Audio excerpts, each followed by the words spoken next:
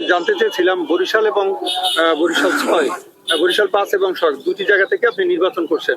তো নির্বাচনে আপনাকে সবাইকে দেখি গানম্যান নিয়ে চলে, কিন্তু আপনি একাই চলেন। তো ওই জায়গাটা থেকে তার মানে কি নিরাপদ? না, আমি এবং এবং কোনো হুমকি ধামকি এবং কোথাও কোনো সমস্যা ফেস করতেছেন কিনা, আপনার যারা সহকর্মী আছে তারা কোনো জটিলতায় পড়তেছে কিনা, অন্যের দ্বারা ক্ষতিগ্রস্ত হচ্ছে কিনা, হামলা মামলা ইত্যাদি নিয়ে আপনার কথা শুনতে চাই। দেখেন, আমি আসলে প্রশাসনের অবস্থাটা বুঝাতে চাই। আসলে প্রশাসন তাদের বুদ্ধিমত্তা, তাদের অ্যাক্টিভিটিস, এটা আমি আসলে জাতির সাথে তুলে ধরতে চাই। দেখেন, আজকে বরিশালে 5 এবং বরিশাল 6 আসনের আশা করা যায় ইনশাআল্লাহ হাত পাকা নির্বাচিত হবে বলেই জনগণ মনে করে। সেখানে তার নিরাপত্তার জন্য প্রশাসন কি করতেছে, এটা প্রশাসনের তরফ থেকে কি করতেছে, এটা আমি দেখতে চাই। যদি আমার মতো ক্যান্ডিডেট কি প্রশাসন নিরাপত্তা দিতে ব্যর্থ হয়, তাহলে জনগণের অবস্থাটা কি? তারা জনগণের সাথে কি করে? আমি কথাটা বুঝাতে পারি।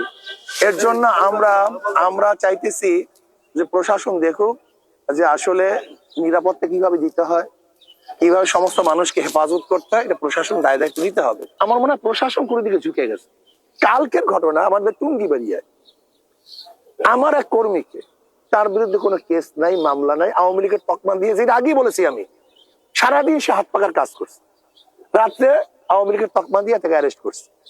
আলহামদুলিল্লাহ, কমিশনার সাহেব এখানে ভূমিকা ভালো পালন করেছে। আমি কমিশনারকে বলছি যে যদি এরকম করা হয় তো আমি কি নির্বাচন ছেড়ে দেবো। আমি তাকে বলছি না হুজুর, আমি দেখতেছি।